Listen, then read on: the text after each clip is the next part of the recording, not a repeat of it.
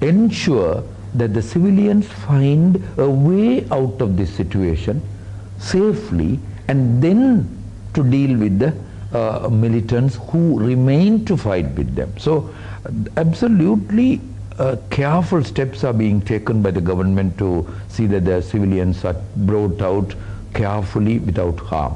That much I'm convinced, after undergoing that hardship and hazardous journey, I'm convinced all the steps taken by the government to ensure that the civilians are safeguarded and brought out safely.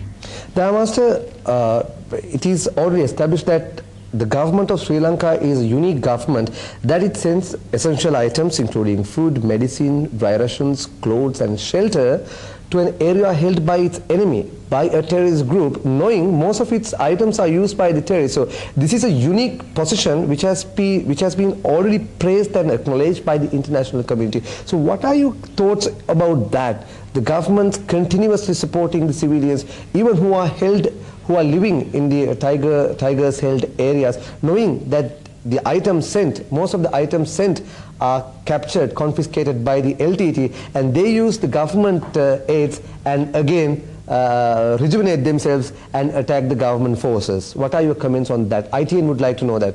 Okay, உண்மைதான். ஒரு அரசாங்கத்தினால அரசாங்கத்தினுடைய பொருட்களை, அதாவது உணவுப் பொருட்களை எடுத்து அரசாங்கத்துடைய பொருட்களை எடுத்து அதையே சாப்பிட்டு அந்த அரசாங்கத்துக்கு திருப்பி அடிக்கின்ற நிலையை நான் நினைக்கிறேன். இங்கே தான் இந்த விடுதலை புலிகள்லாம் நான் பார்த்துருக்கிறேன் என்று நான் நினைக்கின்றேன். இந்த நிலையை நான் இந்த நிலையை இங்கே அதிகமாக இந்த இப்படியான நிலைப்பாடு ஒன்றை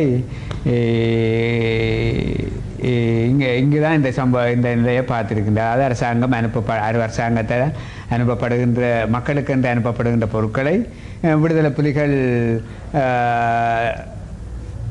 எடுத்து பயன்படுத்தி விட்டு பின்பு அதை சாப்பிட்டு விட்டு அவர்களுக்கு அந்த அரசாங்கத்துக்கு திருப்பி அளிக்கின்ற நிலைமை காணப்படுகின்றது. George Master, LTTE systematically use its propagandism to get the support of the Tamil diaspora. They have ensured that the international Tamil people are kept at a distance, kept 1,000 miles away from the ground realities. They have created a yawning gulf between the Tamil civilians under their hostage and who are living in their area and the international Tamil people, the Tamil diaspora, to hide their clandestine activities. What's your comment on that? What's your message to the international diaspora? In responding to your question, I think I am treading on a very dangerous area, because the Tamil diaspora is not well conversant with the ground realities and the latest developments for the Tamil people that has metamorphosed during the last few years. Let me interrupt you. The Tamil diaspora is not convinced or doesn't know the ground reality. That is because LTTE has created a big wall between the Tamil diaspora and the civilians who are living in their area. Am I correct? You are correct, and in fact I was trying to arrive at that point. When I say I'm treading on dangerous grounds, I only meant a community of people who really do not know what is going on in their homeland, continue to exert their pressure living abroad and say that our people are suffering and government forces are killing them and all sort of things, and therefore they are trying to bring about pressure and all that. But if the real ground realities are told to them, they will definitely act in a very prudent manner. Now my message to the Tamil diaspora is, if you care for the civilian Tamils living here, your brethren living here, you must definitely see the inside of this story. You must definitely see the large number of Tamil people who have rejected the LTTE and come into military controlled government areas, and analyze the reason and find out, ascertain as to why they are doing it.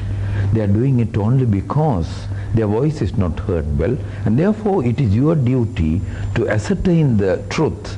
If you care for these people, please do visit this place. See for yourself the conditions of these displaced persons in the refugee centers in Vavuniya and elsewhere. Speak to them.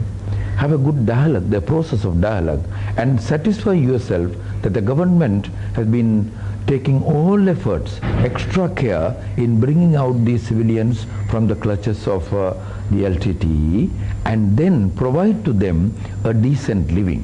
In that process, your assistance can be extended to these people through the good office of the government, so that you will be in a position to see them rebuilding themselves and resettling themselves in their natural habitats, which is a situation you will appreciate. Daya, we still see pro-LTTE Tamil diaspora elements confine their activities to demonstrations or forcing the government of Sri Lanka to stop the ongoing humanitarian operations. Maybe they really don't know the ground realities.